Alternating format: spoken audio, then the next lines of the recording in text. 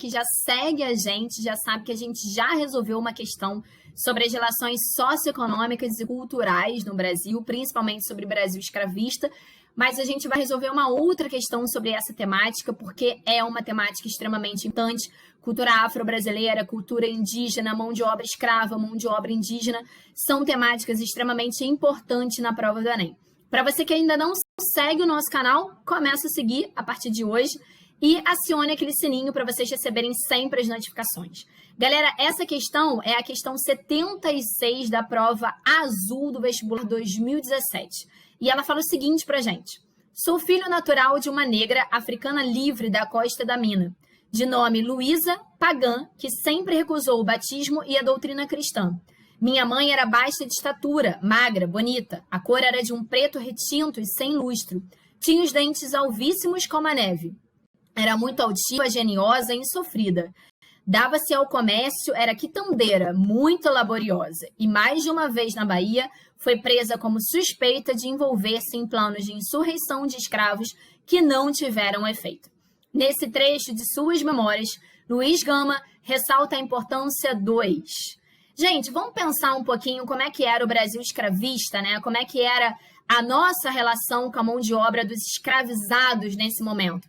Primeira coisa importante para a gente pensar, por que houve no Brasil a substituição da mão de obra indígena pela mão de obra escrava? Eu sei que vocês já ouviram algumas vezes aquelas lendas urbanas sobre o índio, ele é preguiçoso, o índio não trabalha, o africano, ele é forte.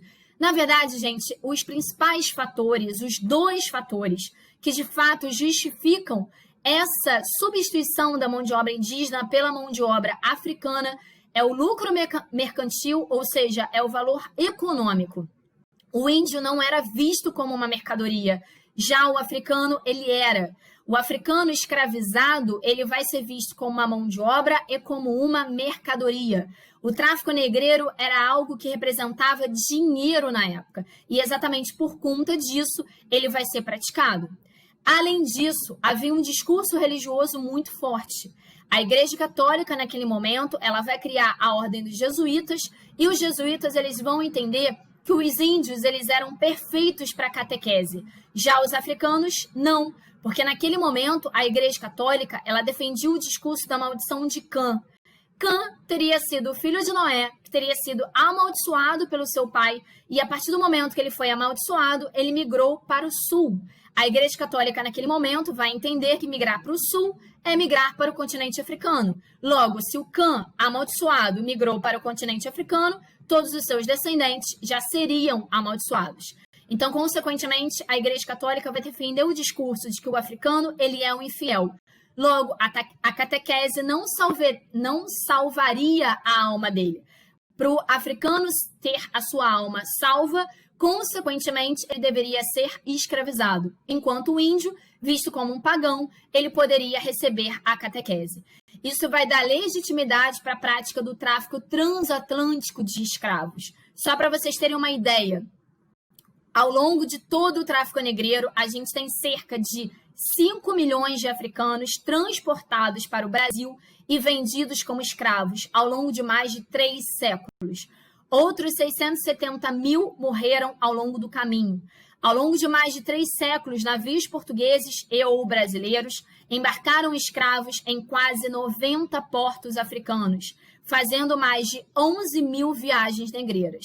Dessas, 9 mil tiveram como destino o Brasil. Só para vocês terem uma ideia, esse tráfico negreiro ele começa a ser realizado ainda no século XV. Ele se expande predominantemente entre o século XVIII e entre o século XIX. E ele permanece massivamente para a América Latina, principalmente para o Brasil, até a década de 1870. Então, mesmo depois que a gente abole a escravidão em 1850, a gente ainda continua tendo registros, né, desse tráfico negreiro acontecendo. De quem eram esses navios negreiros que partiram da África? Aqui eu coloquei para vocês um esqueminha, né, que mostra mais ou menos a quantidade de viagens, né, de negreiras que aconteciam. O Reino Unido ele lidera, em segundo lugar aparece o Brasil e aparece Portugal. Existe um embaixador brasileiro chamado Alberto da Costa e Silva. O Alberto da Costa e Silva, ele tem uma pesquisa muito forte relacionada ao tráfico negreiro. E o Alberto da Costa e Silva, ele fala uma coisa muito importante, interessante para a gente pensar. A gente tem que pensar que os africanos não escravizavam africanos, nem se reconheciam, então, como africanos.